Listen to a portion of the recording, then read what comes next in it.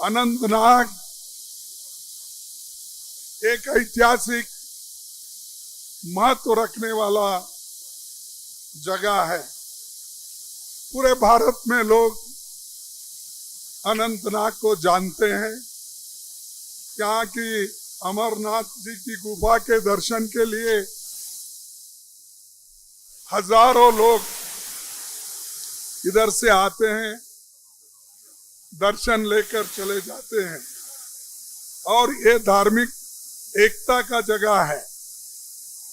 और जिस जगह एकता रखने का है उस जगह आज बीजेपी यहाँ पर लोगों को तोड़ फोड़ के और लोगों को अलग करके हिंदू और मुसलमानों को बांटने की कोशिश जो कर रही है बीजेपी, वो जिंदगी में कभी भी कामयाब नहीं होगी। हम सब लोग एक है, एक रहेंगे।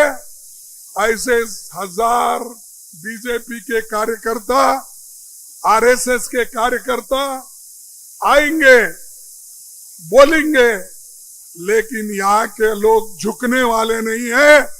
और कांग्रेस पार्टी यहाँ लोगों के साथ है और यहाँ के जम्मू कश्मीर के साथ हम जुड़े हुए हैं।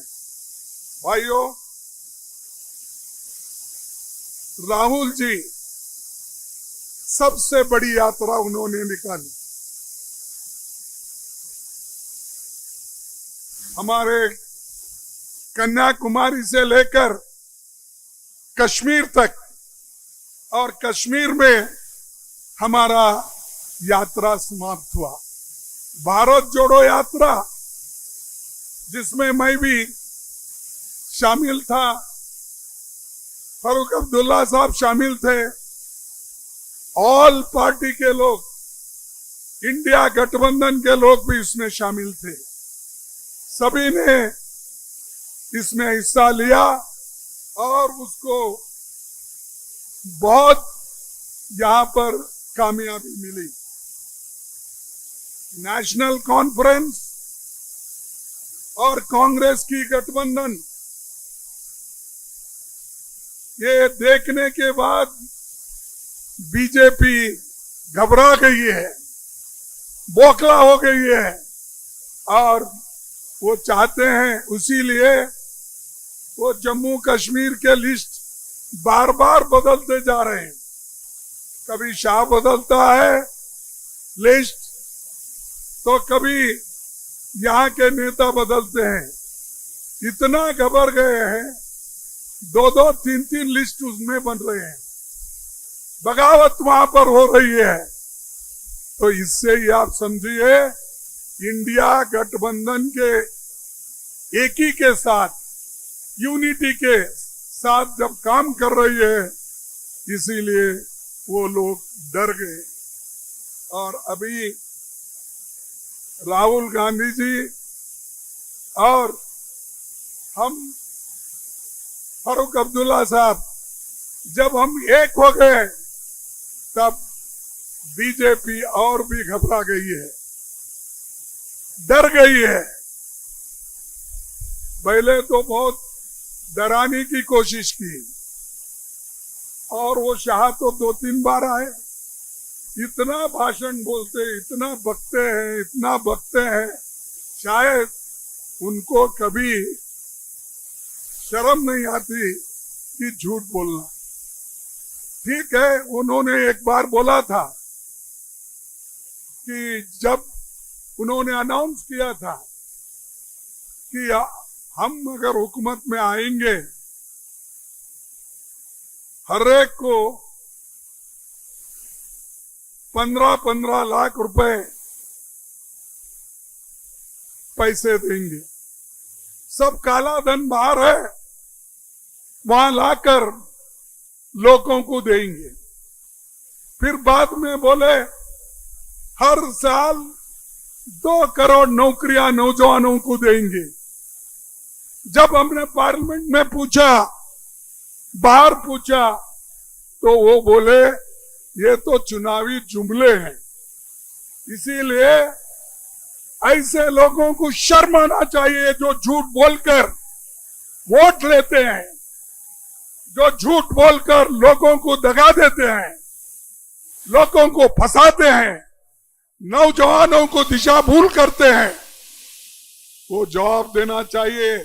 कहां है 15 लाख? कहां है 2 करोड़ नौकरियां हर साल के? अब 20 करोड़ नौकरियां। कहां है किसानों को देने का दाम? कहां है किसानों को देने का एमएसपी? कहां है कश्मीर, जम्मू कश्मीर में शांति का वातावरण करने की बात की? अभी भी इन्हों आने के बाद हजारों आज अटैक हो रहे हैं। हर जगह लोग तंग और तबाही के साथ फिर रहे हैं, लेकिन कभी भी मोदी जी शर्माते नहीं और शाह भी शर्माते नहीं, क्योंकि वो झूठ बोलने वाले और झूठों के सरदार हैं। और जो झूठों के सरदार होते हैं वो ऐसे ही बोलते जाते हैं। लेकिन हम सच बोलने वाले हैं। सच बोल के इस देश को हमने 60-70 साल ठीक रखा, शांति से रखा, और देश में दुनिया भर के हमने काम किया। इरिगेशन का, पब्लिक सेक्टर का, एम्प्लॉयमेंट का पंडित जवाहरलाल नेहरू जी की देन है, और हमने ये करके दिखाया। ये देखिए आपके सामने, ये क्या है? ये क्या है भाई सामने आपके? ये यहां मार्केट बनने वाली थी। 10 साल पहले इसका फाउंडेशन हुआ, मुझे बताया गया। 10 साल होने के बाद भी आज मोदी साहब के सरकार में जमहूरियत सरकार को हटाकर जो ये लेफ्टिनेंट गवर्नर की सरकार, सेंट्रल गवर्नमेंट की सरकार आई, 10 साल से ये पड़ा हुआ है। इसके लिए कोई देखने वाला नहीं है। और पहले बोलते थे पिछले सरकारों में लटकता, झटकता, पटकता पेपर रहता था, फाइल रहता था। अरे भाई अब क्या हुआ इसका? बोलते तो है, काम नहीं करते, सिर्फ भाषण देना। और भाषण देते देते आपने इतने झूठ बोले, शायद ही कोई पॉलिटिकल नेता अब तक उतना नहीं बोला। और मैं आपसे एक बात कहूंगा कि पिछले 5-10 सालों में जहां पर बेरोजगारी बढ़ रही है, पानी की किल्लत है, बिजली की किल्लत है, कई चीजों की कमी है, इसके बावजूद भी ये लोग काम नहीं कर रहे, इधर देख रहे नहीं।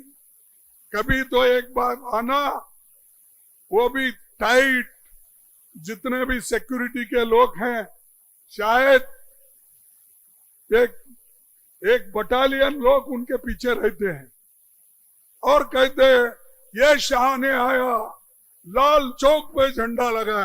अरे तेरे जैसे बहुत लोग आए, बहुत लोग झंडा लगाए।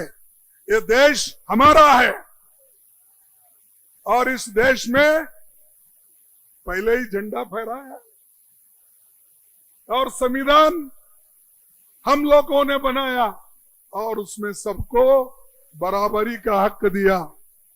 आज आप उसको तोड़ रहे हो, उसको खराब कर रहे हो। इसीलिए मैं कहूंगा, हिंदुस्तान के इतिहास में आप देखे होंगे, आप सुने होंगे कि यूनियन टेरिटरी स्टेट बना है। अब गोवा का लो यूनियन टेरिटरी थी, वो स्टेट बन गई।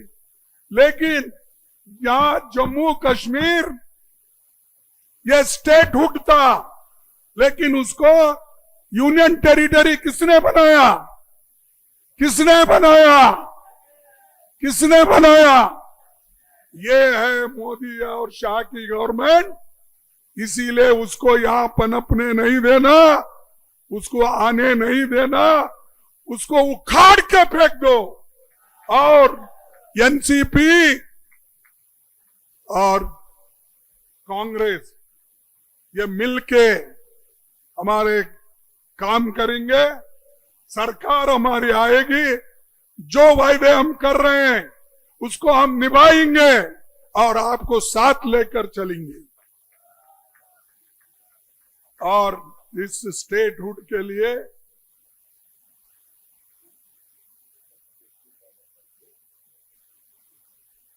तो यहां पर हम ये वायदा करते हैं कि जम्मू कश्मीर को हम मिलके इसको स्टेटहुड दिला के रहेंगे, उसके लिए लड़ेंगे। तो ये हमारा वायदा है।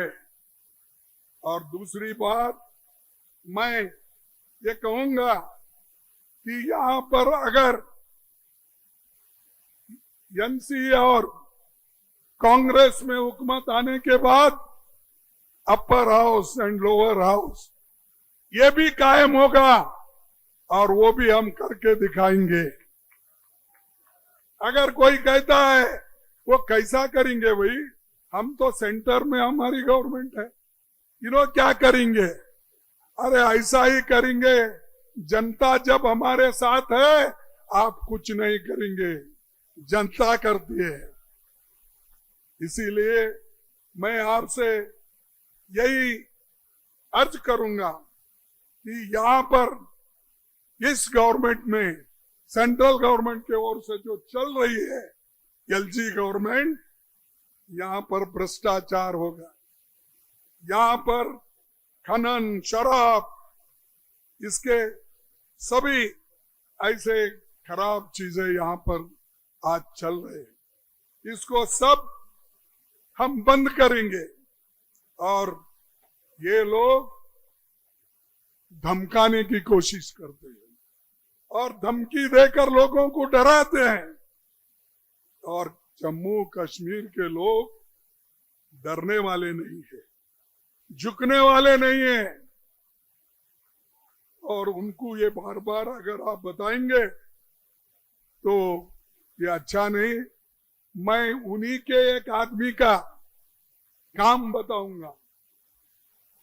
यहाँ के जो पूर्व गवर्नर थे सत्यपाल मलिक, यहां पर मालूम होगा, उन्होंने कहा बीमार होने और 3-4 दिनों से अस्पताल में भर्ती होने के बावजूद मैंने जिन लोगों पर सैकड़ों करोड़ों के भ्रष्टाचार का आरोप लगाया है उनकी जांच करने के बजाय सरकारी एजेंसियों की तानाशाही आदेश के तहत मेरे घर पे छापे मारे।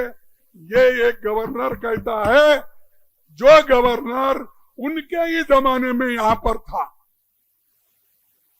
आप सोचिए कितने चोर, कितने भ्रष्टाचार यहां था और कितने उनके सेक्रेटरीज, काम करने वाले लोग यहां पैसा कमा के गए, भ्रष्टाचार के फाइल रख के गए। उसके ऊपर एक्शन लेने के लिए अगर एक पूर्व गवर्नर कोशिश करता है तो उसी के घर पे छापे गिरते हैं। और इन्हों तो चोरों को छोड़ देते हैं, जो असल बात बोलते हैं उन्हीं को पकड़ लेते हैं।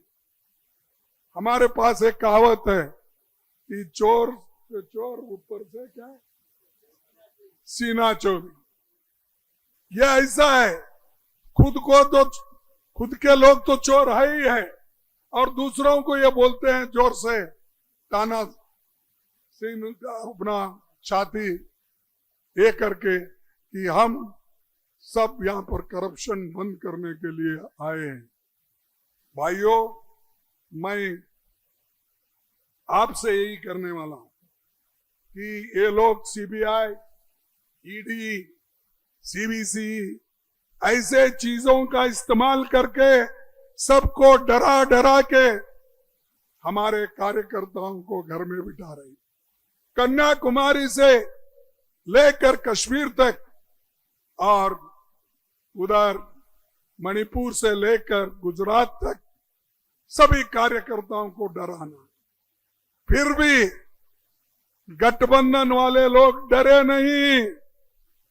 आज माइनॉरिटी गवर्नमेंट है, मोदी की संपूर्ण गवर्नमेंट नहीं है, फुल फ्लेज्ड गवर्नमेंट नहीं है। इसकी एक टांग तो टूट गई है, वो टांग टीडीपी और हमारे नीतीश कुमार एक हाथ दिया, टीडीपी ने एक टांग दिया, उसके बल पे वो चल रहे। हाँ, तो ये ऐसे लोग हैं।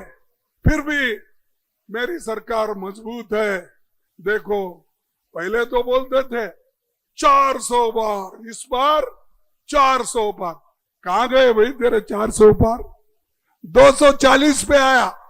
अगर हम सिर्फ 20 सीट लेते तो ये सब लोग जेल में रहते थे,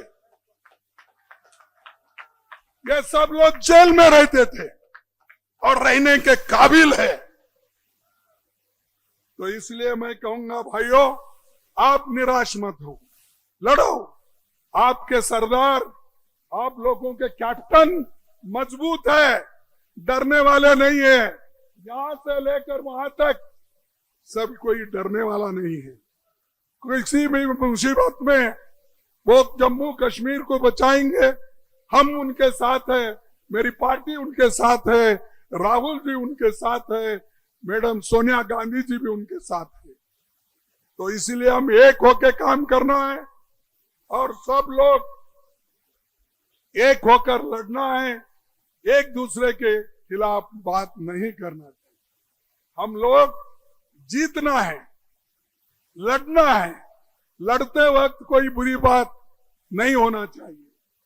मैं आप तमाम से अर्ज करूंगा कि यहां पर तो कोई इंफ्रास्ट्रक्चर रुक गया है और आज मैं ये बात कहूं कि 1 लाख नौकरियां जम्मू कश्मीर में खाली है।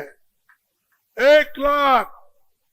अगर हम आएंगे 1 लाख नौकरियां भर देंगे, नौजवानों को मिलेगा, क्योंकि ये लोग आपको गरीब रखना चाहते हैं। नौजवानों को सभी, एक मिनट, एक बार, ये लोग कश्मीर के लोगों को, जम्मू के लोगों को गरीब का गरीब रखना चाहते हैं।